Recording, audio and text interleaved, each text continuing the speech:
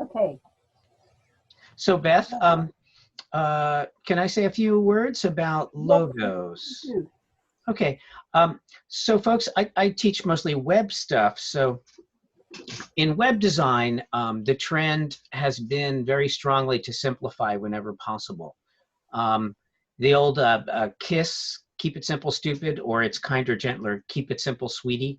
But KISS is a very important concept in web design because so many people view websites now on very small devices like phone screens.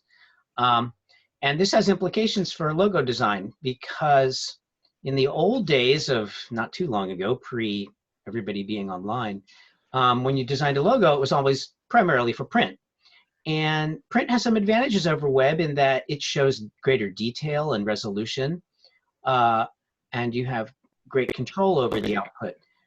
Web is a little different, and so because now many logos are viewed on the web, and maybe even more so than in print, the concept of simplicity has become more important in logo design and web design in general.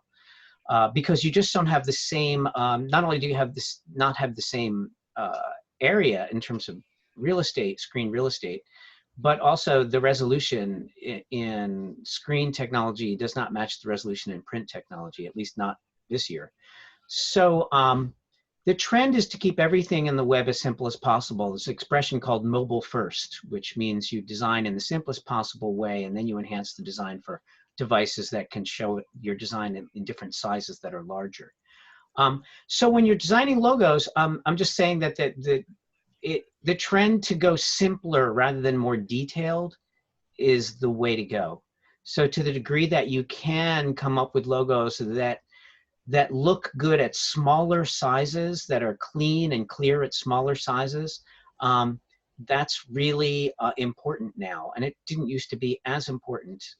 Simplicity is always a good concept in general in design, but on the web it's a very important concept. And since so much is viewed on the web, including logos of all kinds, paying attention to how that logo is going to look on a screen, and particularly on a small screen, is something that should be foremost in your thinking when you're at least when you're doing your original sketches. You want to keep things look to simplicity is just the message. So KISS, keep it simple, sweetie. Okay, I'll get off my soapbox now. Thanks. No, that's a good soapbox. I'm going to stay on it for a moment because there's another area that you want to look at, and we're seeing one right now that every site has a favicon,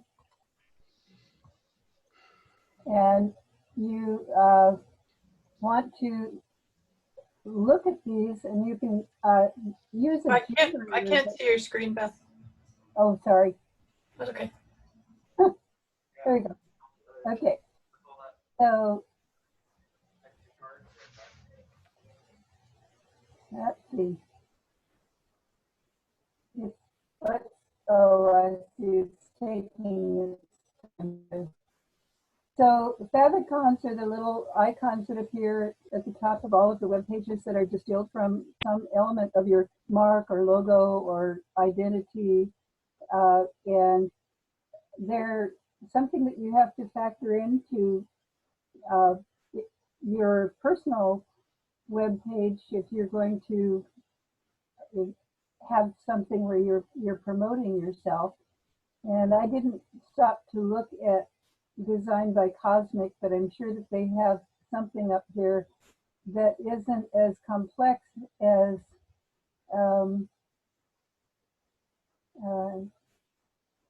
this is checking your favicon.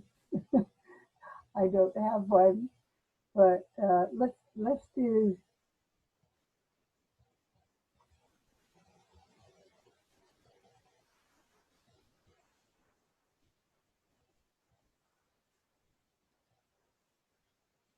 No. Is it HTTP?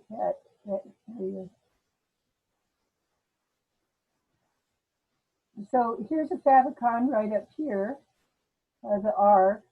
So that's, you're working with very few pixels on that one, and to make it look like it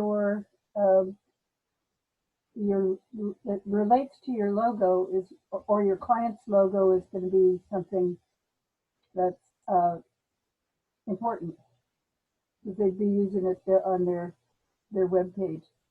So that's also, it's related to having the icon or the logo itself look good small on a small screen, but it's going to show up even smaller in this context.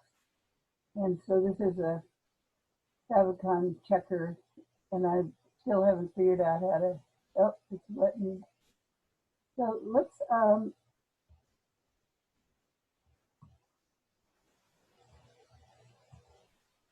I can't remember if this is it.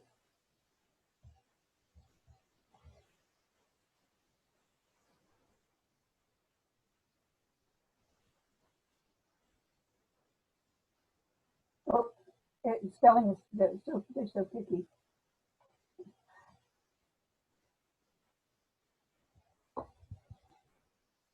No, I can't find it. Spelling would be everything. So yeah, so if you have an icon, that a favicon that you're needing to redesign, something like that. When we went to Cabrillo, we went by that, and let's just go back again and see. So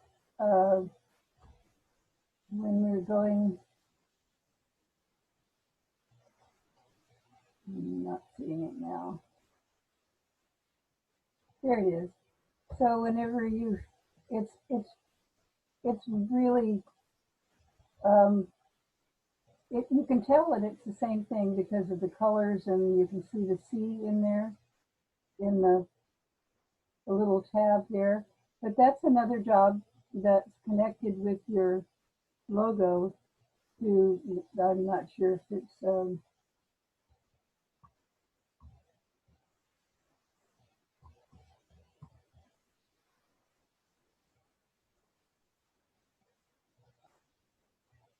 but that's an additional thing to making sure the logo or the icon works in print. I'm just going to prop my door over here so it doesn't keep.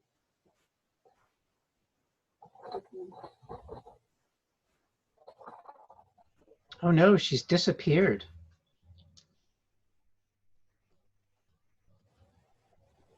Trying to get a little more breeze going on in here. It's getting kind of warm. So yeah, so that's another thing. And the other, and while we're here, we can go to,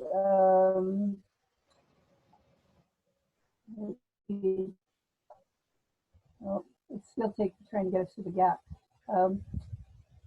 There is a place where we check on the marketing stuff at Cabrillo, and let's go to about. I think we went here last week.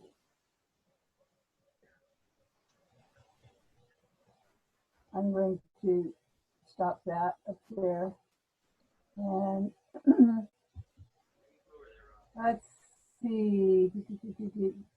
I don't know where it would be. It doesn't make it real obvious or logical where it would be.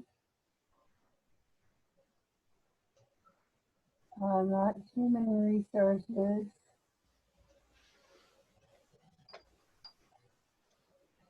Leadership and planning and research, no.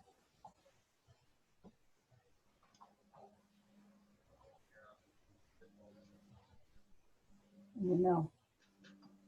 I used to be able to just go right to it, but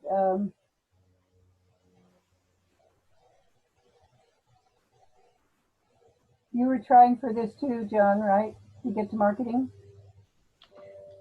Are you trying to get to which page? Oh, you mean the branding? Marketing, yeah. I wasn't able to find it. I'm actually trying to email a student who didn't get the link for this class, and so I'm taking care of that right now. It looks like I just got an email on this. So let me finish that. I see, I because you're just using typed it. marketing into the, so marketing is,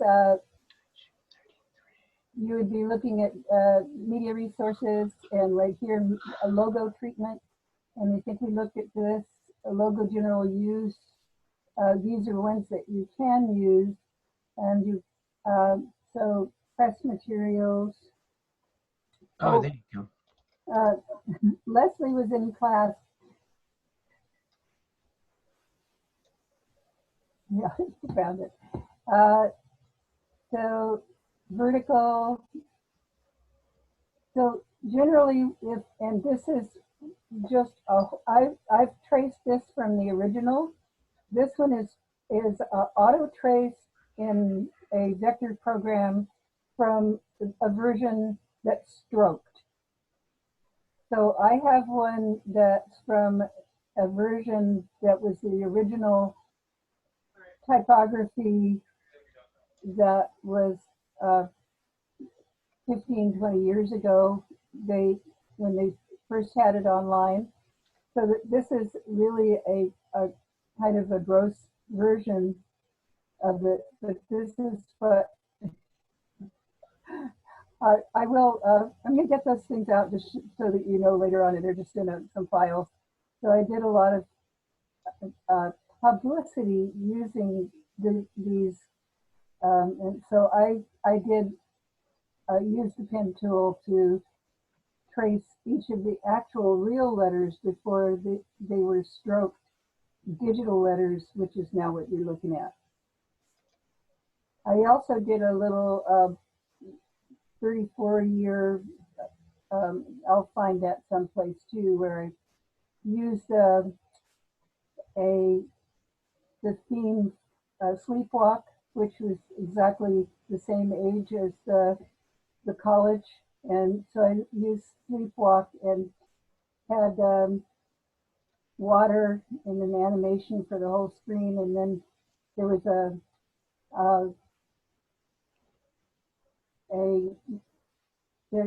Seahawk was flying through the air, making a shadow on the water, and then descended on the empty, the tittle-less eye and landed, turned to this, so this eye dot was what the Seahawk turned into.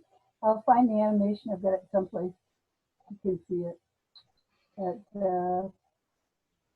Yeah, so I've been into this logo quite a bit, and it's kind of makes me sad to see. So there it is, reversed. It's just real kind of gushy and puffed up, and because there wasn't anybody in the in marketing who knew how to use the pen tool, basically. So that's why they just use an auto trace. Okay, so we do have right here, but there are rules for what colors you can use and what size things need to be and all of that. So there is a wonderful branding guide that I had out here a bit ago for DM8, and so that's something we can look at too if you're interested in. One of the students wanted to produce a branding guide.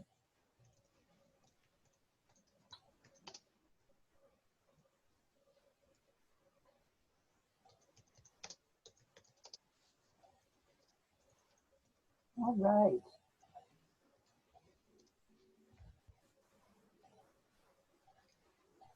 This is very nice.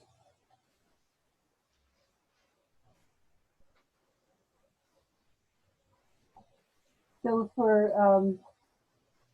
something like this, where it's kind of like an article, one of the things that you'll notice when you look at articles and columns is that after the heading, there's never a first line indent in the first paragraph. So you'd want to be that's what they do to keep the alignment and connection between the paragraph and the heading above it. Then all of the subsequent paragraphs have an indent, and that indent is usually like the one we used in DM2 when we looked at the National Geographic. It's almost always something like a 9 point. It's not ever a pica, so it's not 12 points. It's usually about a 9-point indent, and you get that by my ruler's buried now, but the ruler is what I use to measure that stuff in publications. And so if you're imitating a publication, that's what you do. And then if you have 2 columns, you would make the leading of the heading twice the leading of the body text, so that the alignment goes straight across both columns, the baseline alignment of the type. So that's another thing to be aware of. Every once in a while, there's some publications, even famous ones like.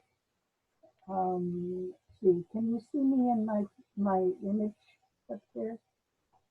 So We see your screen. you can see my screen. Okay. Yeah. Well, I will. I'll show that later. But this has really wonderful contrast and having large lighter tone letters, and then making these really visible by making them stronger. And your name is prominent but clearly a byline, so that Way too long. all these words are speaking the way they should be. In my way of looking at a page is, are these words saying what they mean to say? And so relative size, so contrast, alignment, repetition, proximity, and then you go into balance and unity and all of those other things too. But primarily it's the contrast between the sans serif letter forms, the serif letter forms, and the type. And then within the type, there are all kinds of things that happen as well. So if this one, for instance, is a indent right here and here, those would be, you would set a style for the first paragraphs. So we'll be learning to do a little bit of that. So because stuff like your resume involves tabs and paragraphs and things like that.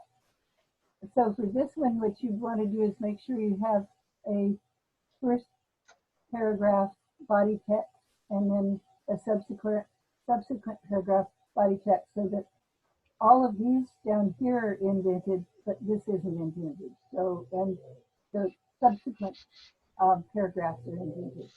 So that's when you're looking at a publication like New Yorker or something, Harper's or something like that.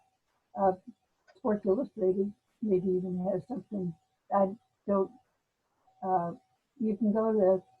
Well, you can't just go to Safeway now and thumb through magazines. I don't expect, but so you have to trust me when I say that the indent is 9 points and sometimes smaller, so that it's not a pica. It's not a full 12 points. And there is no indent on the first paragraph after the heading, and indents on the other paragraphs after the first paragraph. So that's something to be aware of. Then if you have, sometimes you have capital letters like PDF inside a paragraph, and you might want to make those small caps or large small caps. So sometimes caps are too much for type that's in text like this. They pop out. So ways to deal with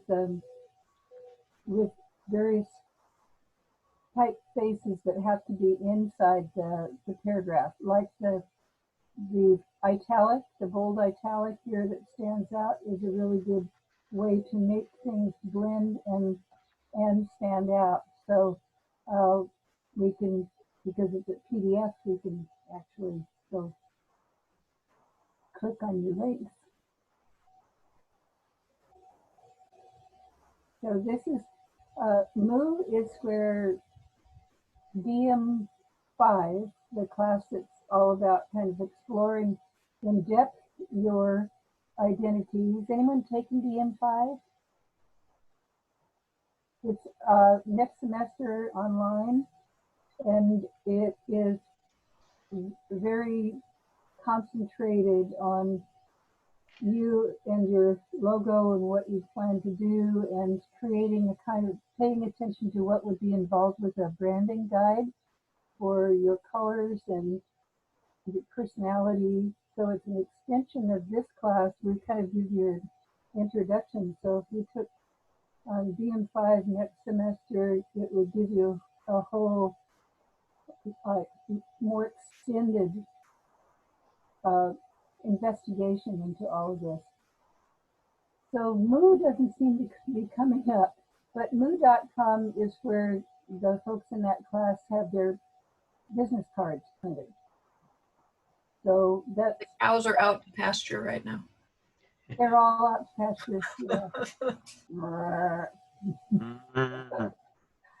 This is so, well, no, I guess not. But yeah, so Moo is, and it might work. Some of these do. All right. So overall, really wonderful job on this. And the little type caption here, not interfering with the look of this.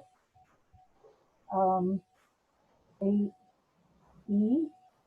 on a wheel, on a, Supposed to be a upside down unicycle.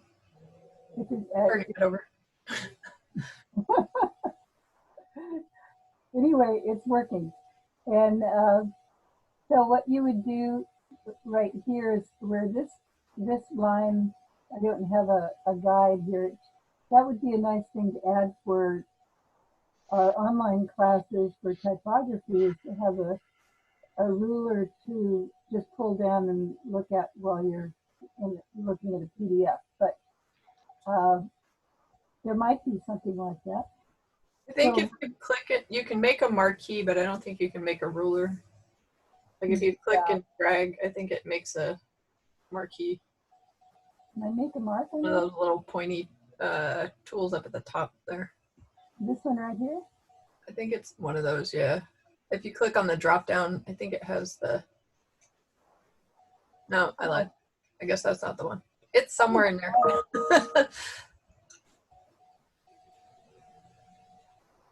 No. So I'd probably, with this one, it's hard, it's a toss up right here where you've got the goal aligned with the top here. And Yeah. this first line of type is aligned with the goal. I would go and investigate and see. The goal would be pretty lonely if it was up there all alone and this was starting right down here. Yeah. But it would stick out in a different way. I have a feeling you might have played with that a little bit. So those are the kinds of things where if you're working on a piece like this for promotion, you'd want to toy with that a little bit more and see if, I think when you get this back to here and maybe this off right at here and this aligned to this, and then Yeah. if you're using 12-point leading, then you'd have in your style for your headings, you'd have a pica 12 points before the heading, and then all of these lines would align across here. And it looks like they almost, yeah, it looks very close. Yeah, they're pretty close, but I don't think they all are. I think that this one, when we get down here, something happened. So, and then you can also absorb the widows by tracking or editing. Oh, okay. So either orphans or widows, you want to kind of, if it's a one piece presentation, if you had a long article, there is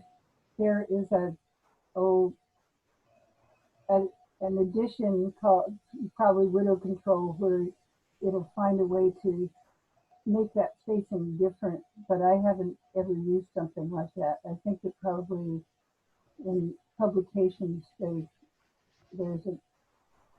InDesign has so many hidden uh, applications, so there are all of these little uh, second generation or whatever you call them applications or independent ones that are tucked into one of the menus in InDesign. So you can go get all kinds of things to make little crop marks around a piece of a layout. If you have a page full of stamps or cards that need to be trimmed, you can create, there's a little crop mark tool so you don't have to go and hand draw them on the page.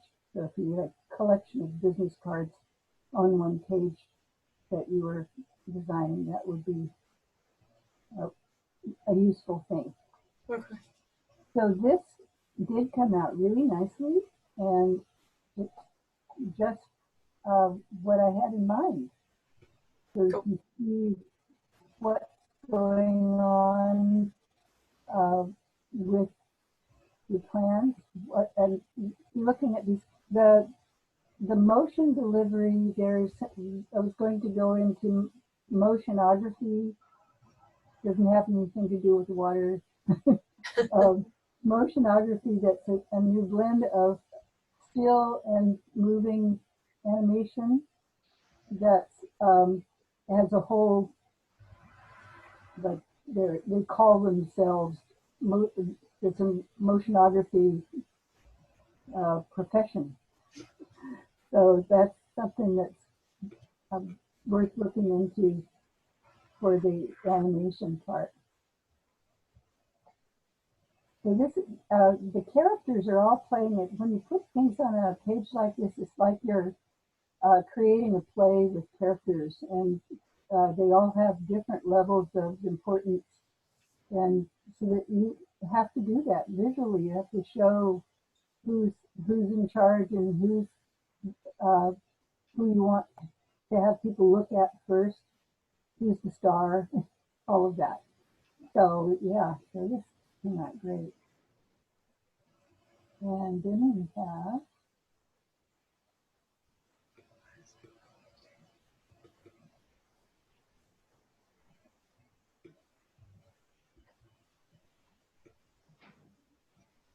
and so if you package these, the PDF will be packaged in with the file.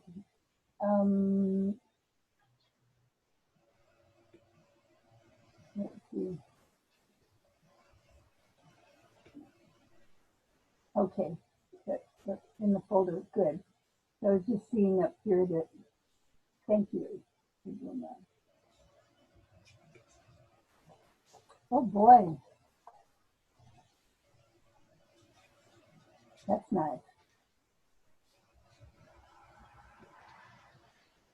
So for the type, I would probably make to make it more readable in general, the more leading, smaller type, and you can put it in the same, well, it would, if the type is a point or two smaller.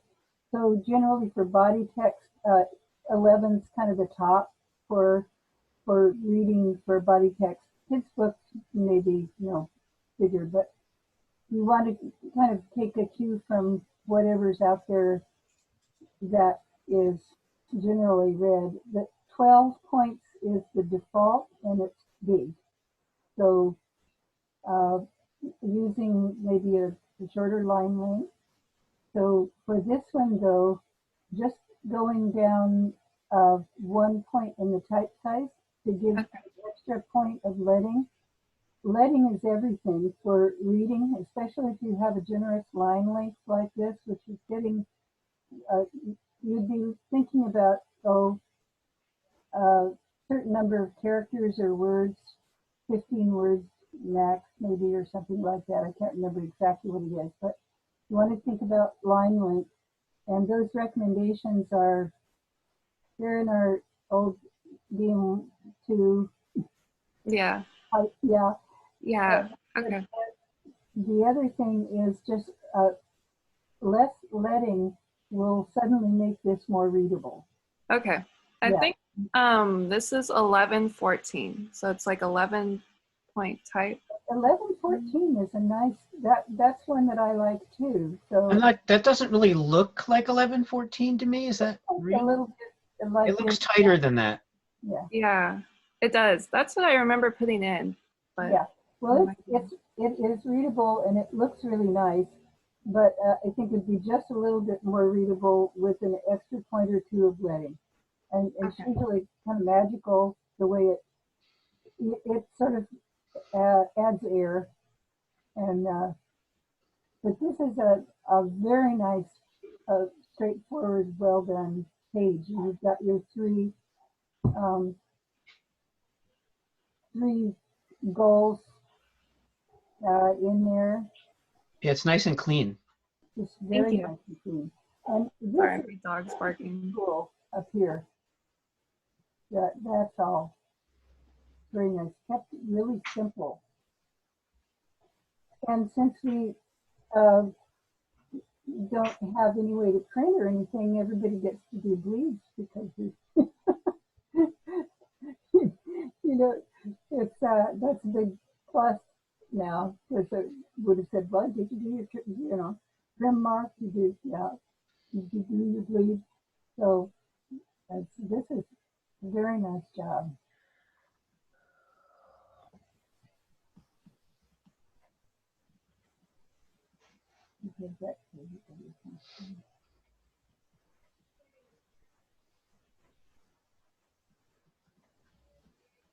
Um,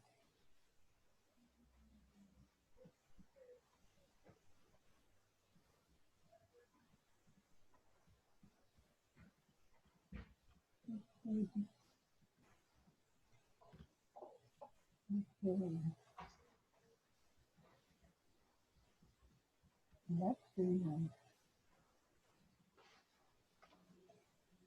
So for this one, I think that just if possible, these divisions are really nicely done.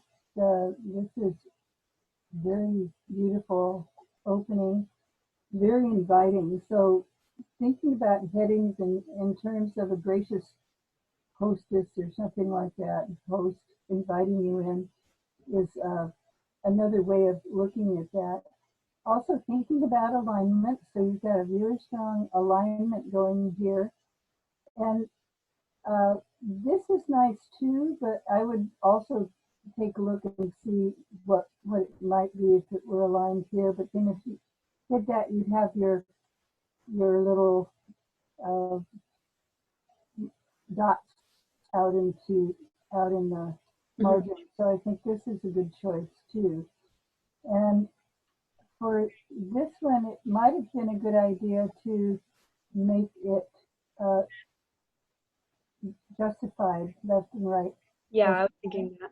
And then you would have a place to align this. As it is now floating, this is comfortably attached to here. And then you go along and you kind of would want to echo that at the end. So you're reading upper left to lower right. And that this then took part in the last part of the paper. So you maybe so I think Yeah, I think if you had it justified, I think with the columns that wide, with such a wide line length, there's not a problem with justifying. Yeah. Justification has a problem when you have very narrow columns because you get gappy lines and such, but with such a wide line length, which is somewhat wide, justification will probably be a good idea.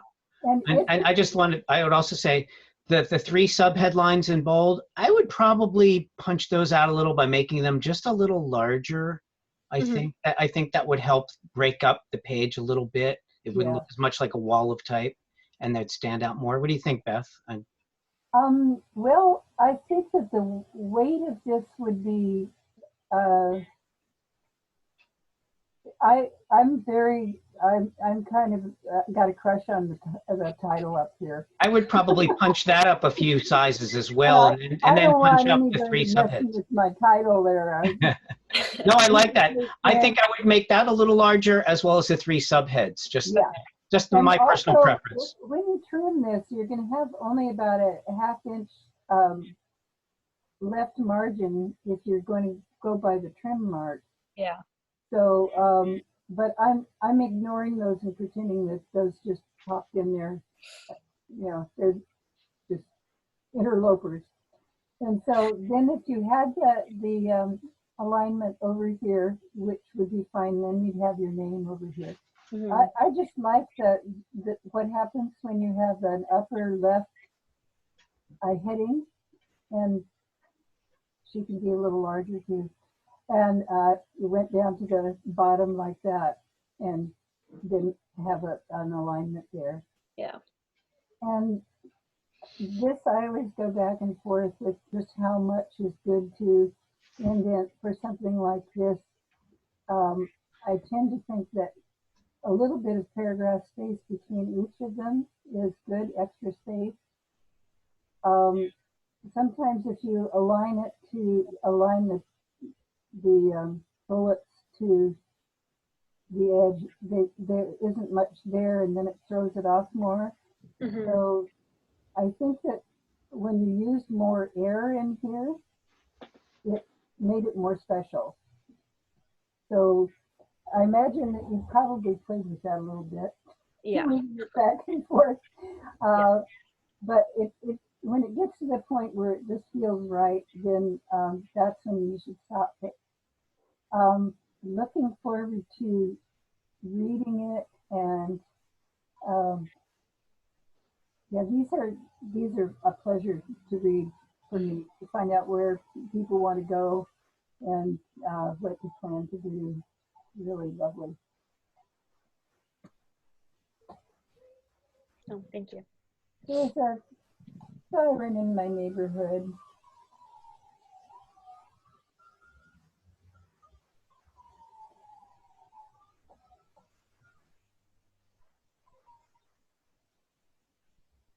And Anne sent hers to me, and she did a really nice job on this here.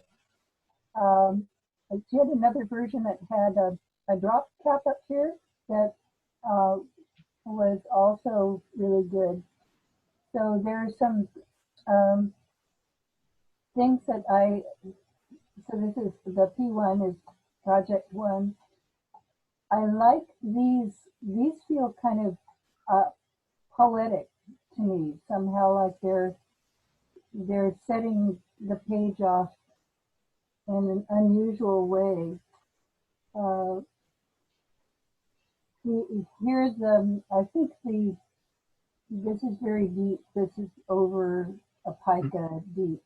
So you want it just a bit under a pica, because when you have this much indent, it's uh, interrupting the flow more than furthering the flow. So this is also really nice. This softening these. I love this with this big triangular space up here. Really feels like you're going somewhere. Lateral does anyway. It feels like, okay, I'm on the road. I've got a ways to go. Vertical is more like standing in one spot, just as they're the way they are. They're this way and that way. So this down here, these really subtle captions are very nice. And also, now San Jose is always spelled with an accent. So the college, when you go to the college, it's there's an accent on the E now in anything to do with the city. So they added San Jose. It's my birth town, so I follow that stuff. And also sometimes the BFA and the CSU, and sometimes the large small caps. So if it's a one-shot thing and it's something like a special paper of this kind, then probably going in and tweaking the BFA, starting with a lowercase, then making it small caps, and then making the small caps bigger so that they felt a little more present. But those are ways of making initials and so forth stand out. And EPUB, I looked up the EPUB, and it is spelled about 4 different ways: all caps, uppercase, lowercase, no hyphen, with a hyphen.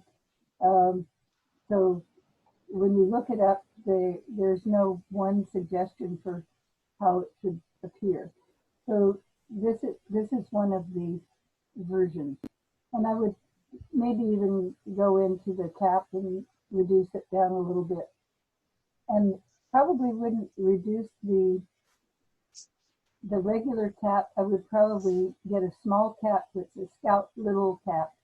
If it's a true small cap, it's solid, and increasing that slightly. So if you were doing a single piece like this for a client, you might play a little bit more with those nuances of typesetting to make it flow as much as possible. Nothing is wrong about that, but it's, there is a misspelled word there. And, yeah, so yeah, you want to spell check. Make sure you do that. But this overall, this page has feels like art. It feels expansive and open, really inviting. And then there's this mysterious P1 here it's the secret. You're frozen. Secret code that only we know that that's Project 1. Yeah.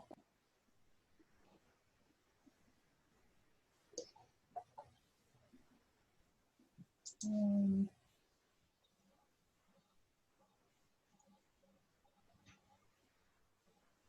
Hey, Beth, yeah, it's 4:31, so it's time for a break. Would this be a good time to take 10? yes. Okay, then.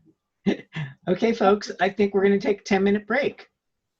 And John, Yeah. we need to tell our DM1ers about turning stuff in Canvas. I thought it was a pain, but it's not. Yeah, we'll have to look at that. I can't. I'm not seeing what you're. Anyway, let's take our 10-minute break and we can talk about that. Okay. Yeah. Bye for now. All right.